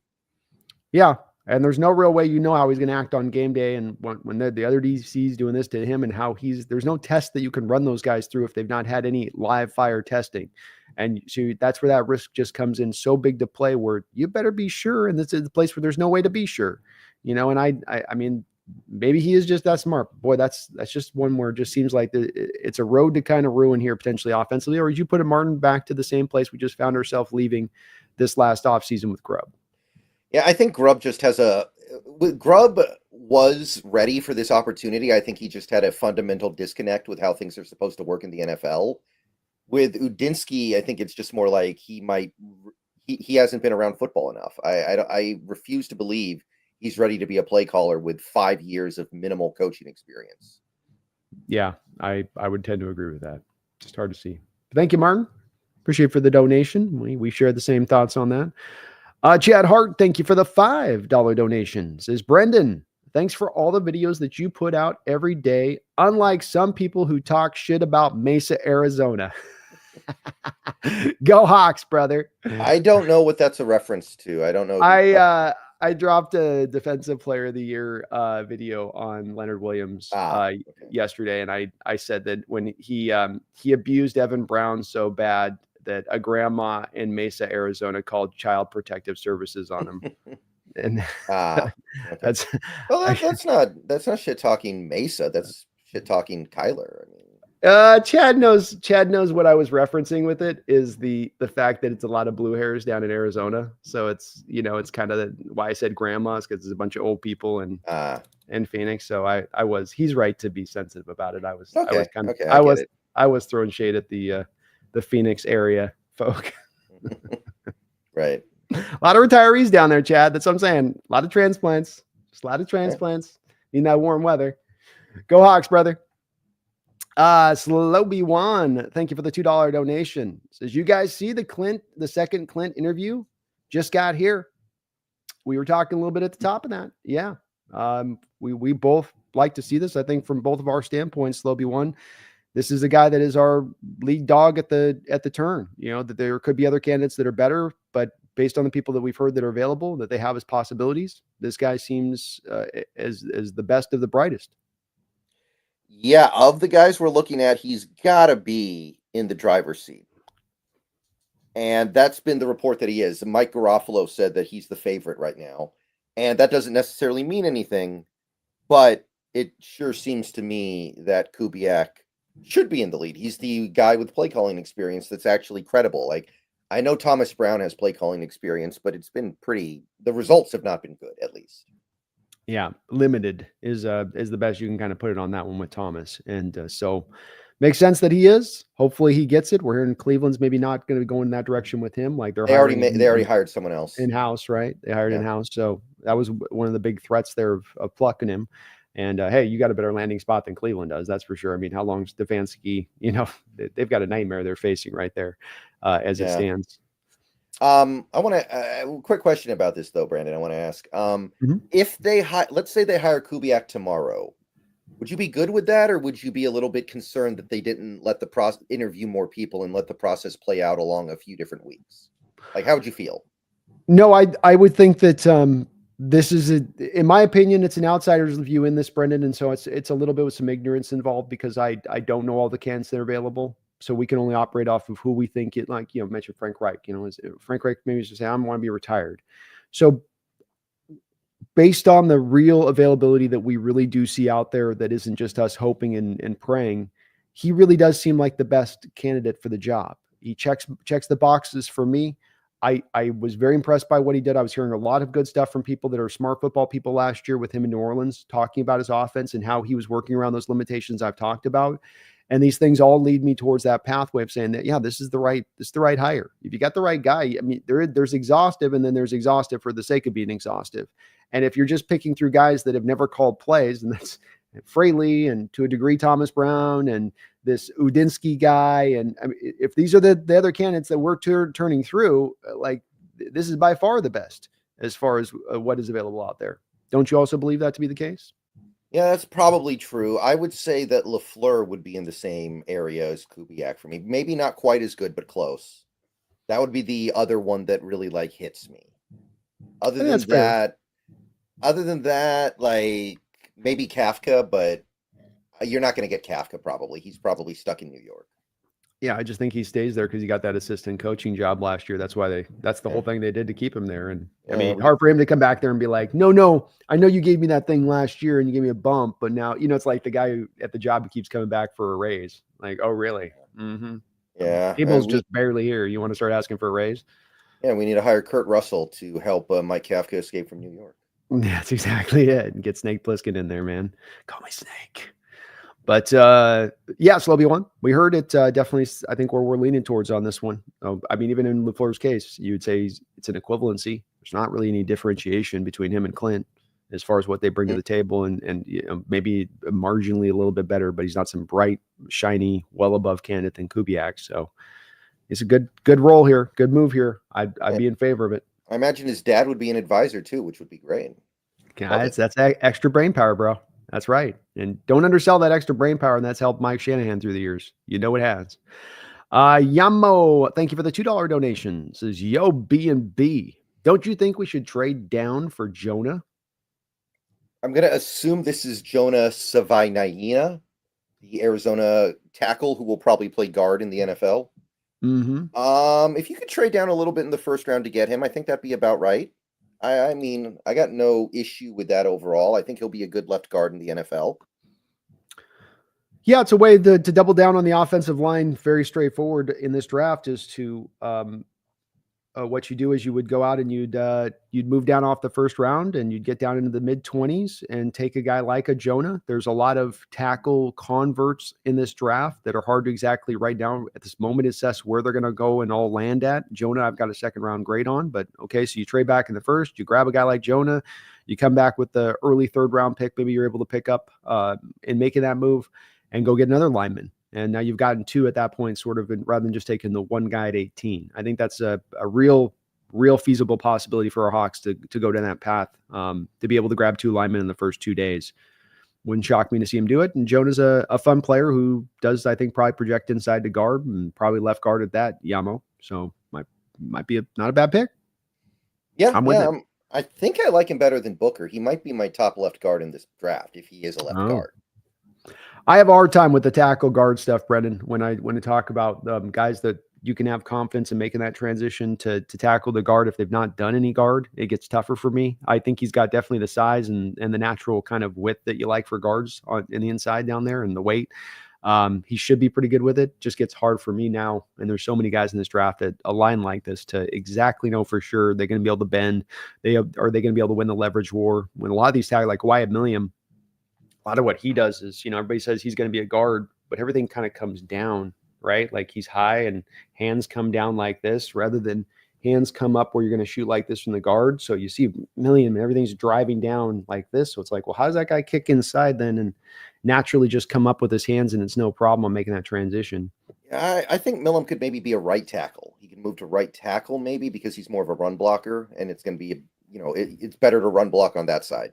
I could see that more so than guard at this point. Definitely a possibility to me too. And I'm having a hard time seeing it with Milliam as much, but I'll admit to this, Brendan, I'm feeling a little bit of when I'm watching some of these guys, Kelvin Banks is this way too at Texas, where he's a good lineman.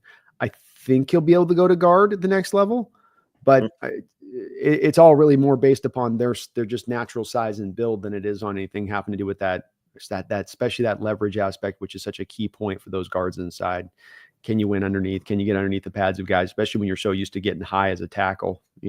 So much of those tackles, they can work off being a little bit taller and higher. Right. Thank you, Yamo. Feed me more Seahawks. Thank you for the $2 donation. It says, don't forget, we have a new cap guy now.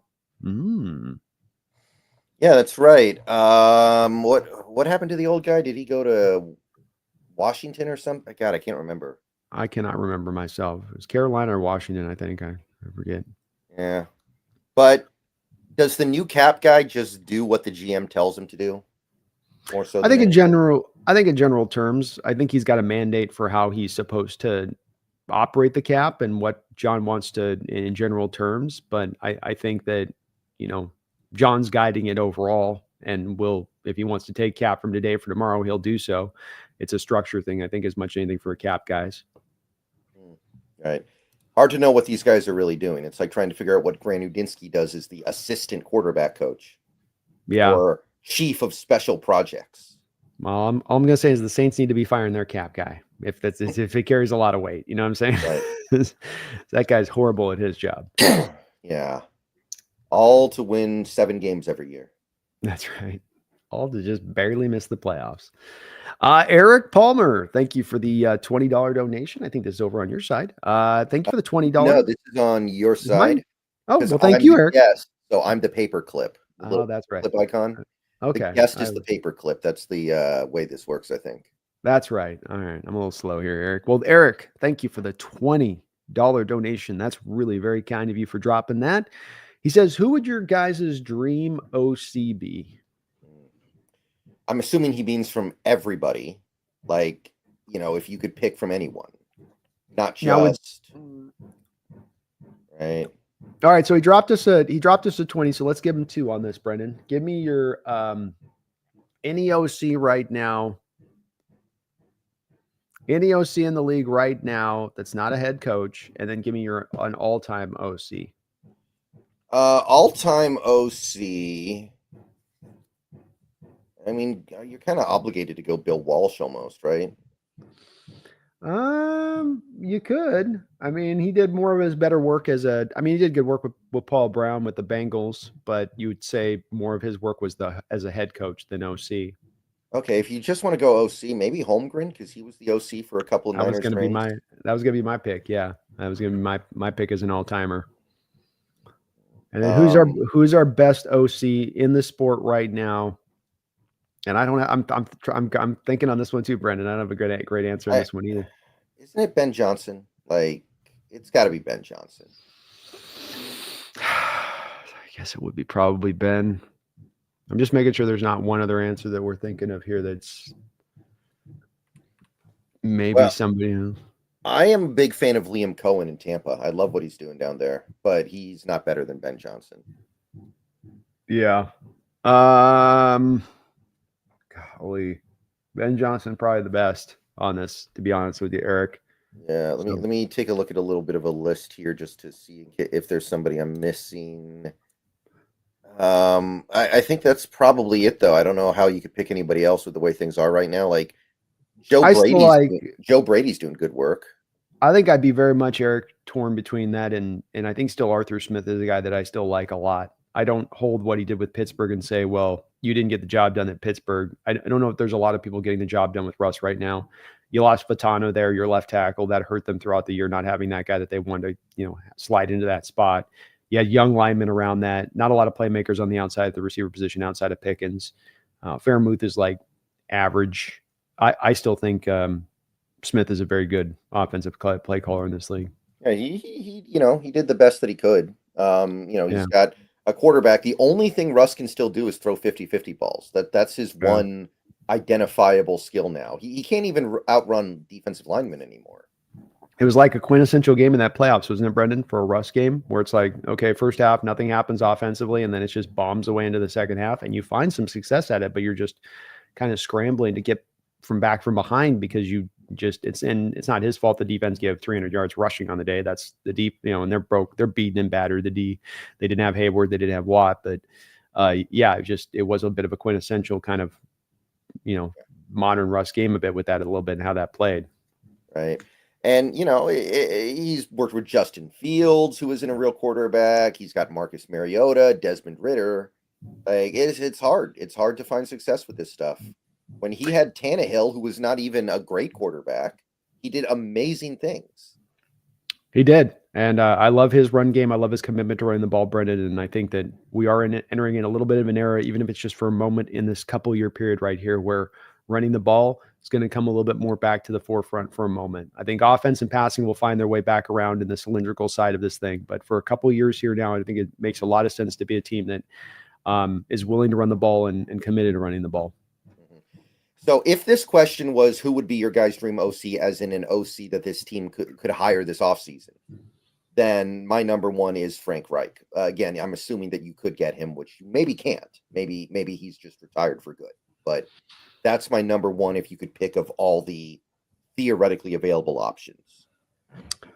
Yeah, and I would probably I guess for me, Kubiak as far as the theoretical options, because none of the other guys that I was really looking at that, from a Dable to a McDaniel, really came out on the open market here. So there was just not a lot of feasible guys, even from a dream scenario here out there in the market at the moment. Yeah, I'm really surprised Dable kept his job. I thought that, between his temperament and his results, there's no way. I think the only reason that he's staying there has to do with the fact that I'm guessing he didn't push as hard for the Daniel Jones contract as the GM did, number one. And number two, the fact that Giants have spun through so many coaches in recent years. And he gets the benefit off that of like, oh, we've been just spinning and spinning and spinning. And maybe we should spin here, but we've done too much spinning. And so we have to give him another year because of the spin. It's not a good reasoning, right? It's not smart reasoning, but you could see a team being taken there that's just sort of desperate and they're just sort of shooting shots in the dark. If you're going to do that, though, you're obligated to keep him in 2025, 2026, no matter what. Like they're probably going to win 5 games this year. And then do you just say, yeah, we're just going to keep him because Like, because if you're going to either fire him now or don't fire him next year, and I'll bet they'll fire him next year and nothing will make sense. Yeah, maybe they didn't fire him this year, Brendan, because they wanted to fire him, but they didn't like the candidates that were out there. Maybe there'll be candidates that they actually like next year that, fit more to them, what they're looking for. But I think you're right. How do you bring him back this year and say, okay, this is your make or break year when you don't have a quarterback, when that team still looks very far away from a personnel standpoint to get it done? You do have to kind of give them the 2 years at that point if you would theoretically. But as we know, the NFL is not fair with that. And they'll be cold blooded with it, I'm sure. Oh, yeah. Thank you, Eric. Appreciate that $20 donation. Very kind of you, man. Very kind of you. Phoebe Seahawks with the $2 donation says, Ben Johnson is heating up with the Raiders. I know why. Raiders are picking 6th in the draft. God, they're not really going to be able to get a quarterback this offseason, are they? Maybe not. I was running mock draft scenario last night and just running a couple of full 2-round mocks with all the teams to kind of get an idea, Brendan, of what I was kind of seeing, and what I think. Let me see what you think. Actually, hold on. This might be a little bit fun. So, maybe I shouldn't do this with it, but let's see here. To show you what I think that there's a chance here that we end up with a potential Cam Ward guy here. Show this if I can, so you can kind of see it. This is kind of cool. Okay, so wait, not the right one. Stay with me, Brendan. Stay with me here. You're good. You're good. Okay. So I had it going like this a little bit, running my scenario last night, where you actually then ended up with. Let me take this off too for a second. We'll get you back here. Feed me in a second. Where you do end up essentially at this point with Cam Ward going to 7th, which might allow the Raiders to have an opportunity. What do you think, by the way, on my mock there? You mean from a Seahawks perspective or just overall? Just overall, not a Seahawks perspective. I love Abdul Carter. I do. I might. I don't know if I take him 1. I'd be close on it though, but I don't know if the rest of the league is there yet, man. I don't know if on that either. I was drawn in a couple different ways with Tennessee. They could do Travis Hunter there as well, with it. But I was looking at quarterback, and I just wasn't as certain that the Giants take Ward there. It certainly is possible that they make the jump there, but they have a long way to go. And I just kind of went back to it and went, well, I just kind of see it as the good chance he drifts, potentially drops through. So Raiders might have a chance to go there at it. I think that they're going to. Brady's got a lot of influence, what we're hearing, Brendan. So, he's coming in there and he's wielding the power we would think that he would as an even 10% owner in there. And so if they come in, they're going to, I think, build it right and build it properly. And they've got a lot of holes there. But I think there's a way. There doesn't seem to be as much of that consensus that I thought early on in this process with Cam and Shedeur, that there's no doubt you're going to see 2 of those guys taken in the top 5. Yeah. I wouldn't be surprised if they drift both of them potentially in this draft a little bit, staying in the first round, but just maybe not as much in that top 5 range of things. Yeah, and I think that's deserved. I don't think either guy's a super blue chipper. No, I don't either. I think that the question marks are real there and valid. So Ben Johnson to the Raiders, I can kind of get it. It's a good spot for him, especially if he's really liking the thought. I mean, the draw there for Ben Johnson is Brady. Brady's not there. He's not going to the Raiders. So it's the understanding of I'm going to have a smart guy in the room that's going to understand what I'm going to need to get the job done. And he will give me those tools. I don't know if I like it as the best spot for Ben, though. I'll say that. Yeah. The whole Brady thing right now makes me sick. I cannot believe he's gotten away with this. What? With what? He signs a $400 million contract to be a color commentator. And then he signs a contract with the Raiders that basically says I can't contact other teams and talk about football stuff with them at all because I'm the owner of the Raiders. Like that's part of him owning the Raiders. So all these guys, all these color commentators like Chris Collinsworth and Kirk Herbstreit, they're all constantly talking with these other teams. So they get interesting things to say during games. And Brady can't do that. So he just goes out there every play and he's like, oh, I give that throw about a C+. Oh, that guy hit that guy really hard. He's the worst announcer I've ever heard in my life. And he's making $400 million doing it. He is the biggest grifter I've ever seen in my life. I'm disgusted by what Brady got away with this offseason, man. It's so bad. Well, and from his perspective, I never understood the color commentary thing because I always thought he'd be a guy that would be more ownership, general manager, going into kind of that, let your competitive stuff still be able to, itch gets scratched. And so I didn't quite understand him doing the color commentary thing. And I don't think he'll necessarily be long for the world in doing it, Brendan. Yeah, he's terrible. I think he's worse than Jason Witten. And that's saying something. Jason Witten was terrible. Yeah, I haven't watched a game with Tom, to your point, yet and gone, wow, what tremendous insight on this play or on that situation. For a guy that's played so much football as he has, you'd think there'd be some more kind of intricacies that he'd be getting into within the game rather than some of the generalities he covers when he does color commentate. Yeah, well, you see, the Panthers have 2 timeouts left. Yeah, we know it's on the screen. Appreciate you for that, Tom. That's that $400 million insight we're paying for. Yeah. Feed me, thank you for another $2 donation. He says, because Brady said OC can also be the GM. That's why. Well, I guess that would make a little more sense that could be the draw there for Ben. Wow. That would be that's never happened before, has it? Well, I think he said it confusingly, but what he meant was Ben Johnson be the head coach calling plays, but then he'd also be the general manager, I think is what he means by that.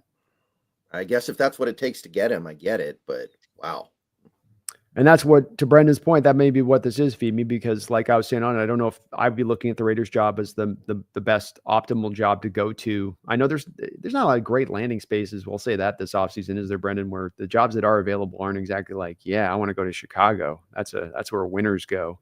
Hey, let me go to Jets. That's the place where you really get it done. So look, he's kind of like picking the best of bad options. And hey, if they give you the general manager, I would say that that's a mistake to Ben Johnson, though. If you give Ben Johnson, this is not going to work. Giving him general manager control as a first-time head coach. And he's the kind of guy who's got that hubris there. Which, did you hear the story, by the way, about the Washington situation with him? He wanted to go with Sam Howell. I heard about. Yes, I saw a tweet about it earlier today. Yes. Yeah, he wanted to go with Sam Howell, and Washington promptly hung up the phone and said, "Okay, we're going with Quinn, and we're drafting Jaden Daniels." So, interesting there. From if we're talking about him as a general manager, it's like that wasn't not good. It's not a good opening one salvo there. If I was hearing that from Brady's standpoint, I'm like, ugh. Yeah, best head coaching job might actually be Jacksonville, and that's not like you got that. What's the owner's name? Khan, yeah, that's not good. You do get to decide if you fire your general manager or not. Yeah. So there is that if you get it. So that's a nice little carrot to walk into on the job, I suppose. Boy, just another just like, what are you doing, Khan? Did you see that interview with Khan? Yeah, I did see that. You got Balky standing there just looking awkward as hell as he's like, the next guy, if he doesn't want him here, Balky standing there wide-eyed going, what the hell, Khan? Throw me bus on the National Spotlight. Yeah, I'm surprised that GM didn't get fired though. It's Balky, right? Yep, Balky. Yeah, I'm surprised he kept his job. I am too. Well, I mean, he may not. That's that interview said. I mean, maybe the new coach comes in and goes, nah, I don't think I want that. Oh, excuse me. Chad Hart, thanks for another $5 donation. Says, Brando, I was just having a good laugh. Both you turkeys are great. Oh, I know you were, Chad. No, I know you were for sure, man. So, excuse me. Yeah, thank you, Chad. I appreciate that. Yeah, very kind of you to say, though, Chad. No, I knew you were. I know you're messing around there on that. So, I got to give a little shade to the retirees out there in Arizona. There's just so many of them. There's so many. Back in the day, you'd go through Mason, it would be nothing but purple hair. And I'm not talking about the Gen Z type here, Brendan. You know what I mean? Not talking about that. But thank you, Chad. Appreciate you. Kevin Mullen, thank you for the $2 donation. Any interest in Hawks for linebacker Jalen Walker in the first round? I'm open to it. This is the guy who's like part edge, part linebacker, right? Kind of, yeah. He's kind of Bruce. Yeah. Bruce Irvin's my comp. Yeah, I'm not against it. I like it more if we either let Nwosu go or don't keep Ernest Jones. But I'm at least open to it. I'm not anti it. I think you can do better, personally. Kevin, I do have a first round grade on Jalen. I think he's about my fourth edge in the class, if I'm not mistaken, on my current ranking. So I've got I've got Abdul Carter, I've got Michael Williams, James Pierce, and then I've got Walker as my next guy. He is a Bruce Irvin kind of comp. So like Brendan said, you can use him in a couple of different areas. He's not just an edge guy. He's also not the power edge guy, though, that I think potentially we might see McDonald really looking for this offseason, more than a guy like who's really twitchy and a shade undersized. I will say, though, Kevin, that when you look at recent first rounds and where we're picking, the value year in and year out seems to be right when you're at 18, 19, 20-ish, that there is going to be an edge guy there that's going to be very tantalizing on the value-based point of your board. So last year, Jared Verse, Chop Robinson, these were two guys that would have been, maybe very interesting for the Hawks where they were picking. Even the prior year, Will McDonald going to the Jets at about 20, same kind of situation where you've got a guy real hyper twitchy, bendy, first step quickness, traditional stuff you look for from the edge rushers and pass rushers. They bring that to the table, and the value is really nice there for where you land in the first round and pick them at that spot too. So it definitely lines up where it could be a possibility there with Walker for sure. Yeah, I'm going to keep an open mind too. And Jalen Walker is a nice little player. I'd rather get Michael Williams from Georgia if we were going to get a linebacker from Georgia, but that might be hard to pull off.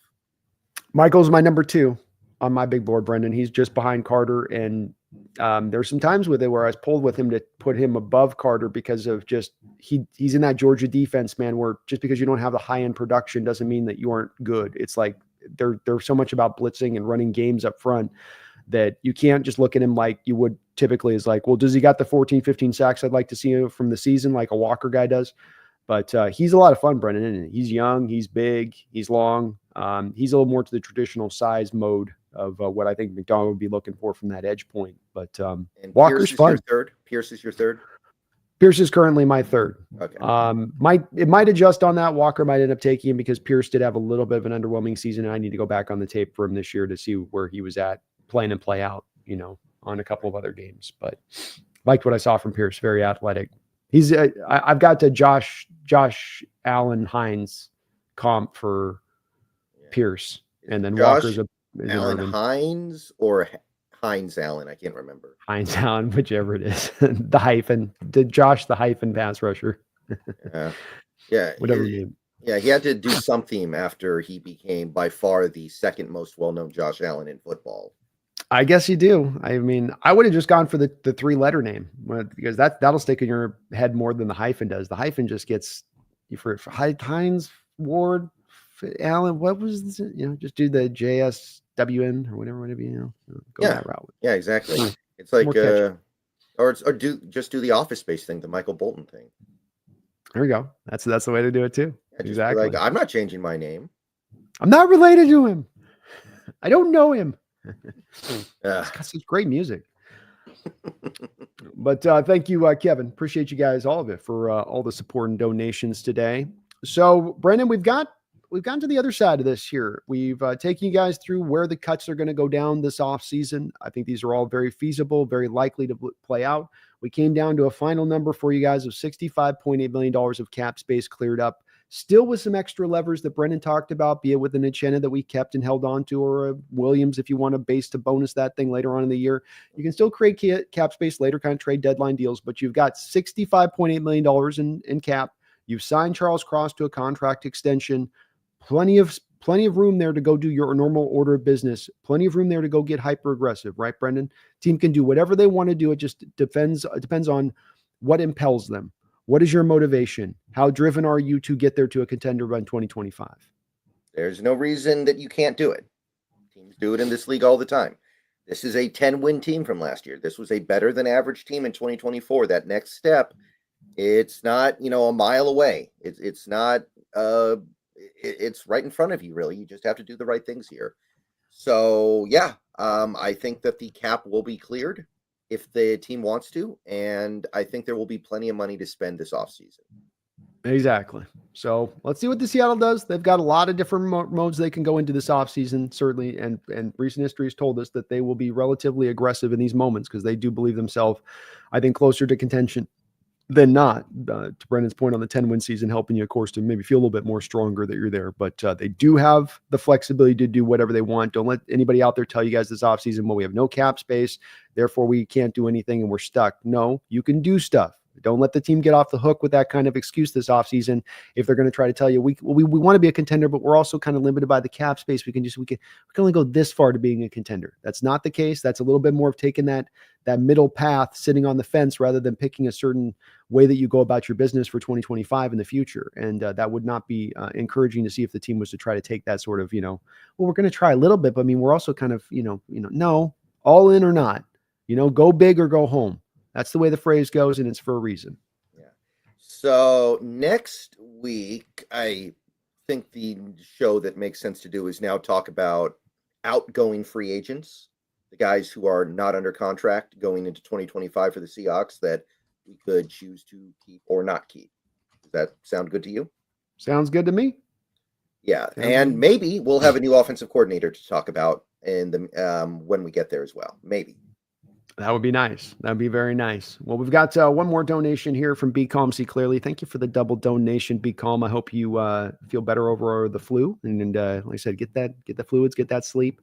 It says, do you guys like Caleb Downs? Go Bucks, go Hawks. I haven't seen much Caleb Downs personally. Yeah, so safety with the Ohio State Buckeyes. I have not had a chance to get too deep into him as of yet. Be Calm, but I will get him on my list. Be Calm. Check with me on my next live stream show that I do, and I will have taken a look at him for my scouting stuff. So I'm over. Yeah. I got over 100, Brendan. I cracked over 100 last night, so we're making progress here.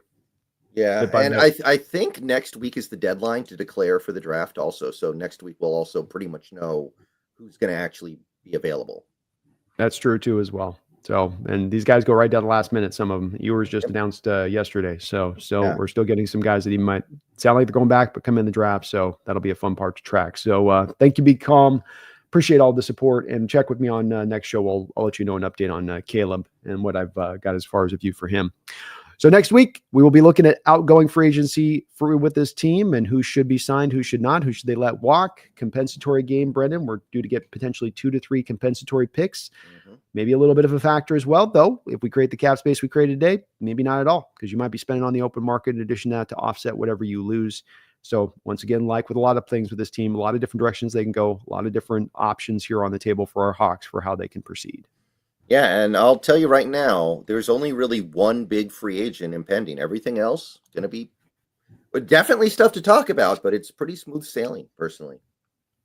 Yep, very, very much so. Nothing that's a real hand-wringing kind of decision on task with that, right? Most of the stuff is pretty straightforward and understandable in what you want to go do, and so you're in a good position there. You got some other tough decisions to make this offseason, Brendan, but that's not going to be, I think, one of the harder places for them to delve into. Matthew Clements has been a member on your side for 11 months, almost a year. Thank you for that, Matthew. In your guys' opinion, what is Spoon's ceiling? I don't see why he can't be a top 2, top 3 corner in this league. Like, I don't know why he can't be, maybe not as good in coverage as Surtain, but overall he can be equivalent to a player like Surtain. I come back to Matthew on this. It's a bit like Coach Carroll's evaluation of him when he came out. That didn't make a lot of sense to me at the time, but kind of makes more sense as I watch him play through on the years of this. And that is, he said, Troy Polamalu is my comp for Witherspoon. You go, well, that doesn't make sense, though, because Troy's a safety and Spoon's more of a slot. I think Brendan's right. The bottom line of it is that he'll be a top 3 type corner in the league, but it will not be by the traditional way of him being a Darrelle Revis outside, Revis Island, shut the guy down on the outside, do it. It's going to be by looking more like a Polamalu and how he runs around and flies around the field and what he does. And that's where the impact's really felt. So it's a non-traditional way, but the cumulative is still the same at the end of the day. Top 3 level corner play. It's just coming from a little bit of a different look than you'd normally see it from. Yeah. I would, I think that's the right way to look at it. Or like a Kyle Hamilton in Baltimore. That's the other comp that some people make. Kyle Hamilton's a little bit of another one. And Mike McDonald did say this year too with the Matthew on using him, and that there's so much that Witherspoon can do. He has so much in his bag that you have this tendency to have him do all of it rather than just kind of getting him more concentrated, as it felt like I think that McDonald was able to do as the year went along, and then to abuse him at his best. So some of that was learning the player a little bit, but McDonald's going to get the most out of this kid. He's a perfect coach to have this kind of player. And so whether it's outside, inside, wherever he's going to be at, you will feel Spoon's impact now and in the future. And one of our really unsung heroes this year in how he played versus, what he's going to get from a press standpoint. Right. Agreed. Ryan 3000. Thank you for the $5 donation. Ryan says, we have to keep Ernest Jones by any means possible or someone better. And if we don't, we go back to being terrible at defense. Thanks for everything. Well, appreciate you there, Ryan. Thank you for the donation. I would expect this deal is going to get done, Brendan, don't you? Yeah, but you want to leave yourself a little bit of an out if he wants $20 million a year, right? If he wants like something like that, then you can say, hey, comp pick game, right? Comp pick game's a potential here. Like I said, I think it's going to get hard if we're at that $65 million because you're probably going to sign some guys to flow it back the other way. Unless you don't create the levers and create the cap space like we're saying. I think the real nice indicator for you, Ryan, on this one, the light at the end of the tunnel on this one for a little bit of uncertainty as it stands right now, is that Ernest Jones said in that press conference, or not press, but he was asked at his locker room after the final game of the season, and he said, we're going to get a deal done. And players are told by their agents not to say that type of stuff. Players are told by their agents to keep a tight lipped and look, I love playing here. I'd love to come back. If everything aligns right, I would love to, this would be as good a place to be back as anywhere else. But, I'm due to be a free agent. I should have been paid this year. I didn't get paid this year. I had to play out in the 4th year of my rookie deal. I need to get paid now and I need to get paid right because I've had to wait a year. He didn't say that type of stuff. He said, no, I think we're going to get a deal done here. I know there's a pause in negotiations, but remember with Leonard Williams, with Noah Fant, both those two deals as in-house free agents didn't get done until right at the 25th hour, essentially, right before free agency started there, Ryan. So you might have to wait a little bit, but I do think when it's all said and done, you're going to get a deal done here for Ernest. I actually think they didn't get signed till after free agency started on like that first day. There we go. Or legal tampering, which is a stupid phrase because like legal tampering starts in January, if we're being real. Like, yeah, agreed. Yeah, agreed. It begins very, even not earlier than that, I suppose, in some of these things. So, I think it gets done, Ryan. I think they find a good deal for both team and player on this one, but you do need a little bit of that motivation of the timeline pressing. And if we don't, both from both sides perspective, your deal's here or it's gone, or, hey, you get this discount or it's not a discount once we get to free agency. So it will probably get done, I would imagine. And if it doesn't, I would expect them to probably hammer it pretty hard. Maybe a guy you take in the second round of the draft, the kid out of UCLA. Have you seen this UCLA kid? Schwinger? I'll be interested to. I'm not sure I have. Hold on. Let me check something here real quick. UCLA, you said? Carson Schweisinger. Schweisinger. It's not a linebacker name, is it? I have not seen. Okay, I see him on the database. Yeah, but I was not familiar with him. Wow, interesting. He's rising. He's rising like Peyton Willis style last year. Not Peyton Willis, the Peyton kid that went to Pittsburgh, but Peyton Wilson, Wilson. Former walk-in, self-made player kind of guy. I was going to interested to see if you'd seen him because I like the Jihad kid out of Alabama a lot better. There's a lot more. I like Campbell. Yeah, I do like Campbell. Yeah, he reminds me of the kid out of Texas last year. You liked. I liked him too. Had a hell of a year for the Packers too. He had a great year for the Packers. Cooper. Yeah, Cooper. He reminds me of Cooper, just from a physical standpoint, and he's my favorite right now. But a lot of people like this Schweisinger kid, which hard for me to understand. Like former walk-in, how talented is he then at the point? It's like, is he kind of topped off? Is he kind of overachiever type who's gotten the most out? But a lot of people have him as LB1 on the inside in this draft, which I don't quite get. But I'll try to talk myself into it. We'll see. Yeah, I just wanted to see what you think when you're watching him. I just wasn't super blown away. There's some good stuff there, but you're just like, for the way people talk about it as the number one versus this Campbell kid who's obviously got the talent. But thank you, Ryan. Appreciate the donation, and I do think you'll feel very happy to know that they're going to get this deal done. I would be shocked to not see it done. I'd say there's like 85% chance it gets done. That's a pretty good number, I think. That's a good number. It's because you can hope for in these kind of negotiations, I think. Well, folks, do me this favor if you could for me. Hit the like button, whether you're on my side or you're on Brendan's side watching this video. If you could as well, if you're not subbed up here to the Hawks Nest, get subbed up if you're watching from Brendan's side. And if you're on my side, do please also get subbed up over to Seahawks, Brendan Nelson here on YouTube on his side as well. It is very helpful. It's free to do this on both ends. We really do appreciate it as we are trying to march and really keep kicking some butt here as we head into this offseason and keep this thing rolling. Thank you, Brendan, for doing this today. As always, man, I appreciate you guys. We will be keeping this Thursday show going throughout this off season here as we go through until we get to probably the June period where everything just goes completely dead silent. Yeah. But thanks, Brendan, for doing this, man. Thank you. We'll be back next week with some previews of in-house free agency here with your Seattle Seahawks, and we'll hopefully have some breaking news for you guys at that time with not breaking news, just some news with who is the new OC. I'm hopefully going to find out by that time. So until next time, folks, we will be back in just under a week, but we really do appreciate you watching. Thank you guys for all of the support in the chat. You guys are kind as ever on that side of it. Back in a week, but until then, please don't you ever forget, go Hawks. Go Hawks.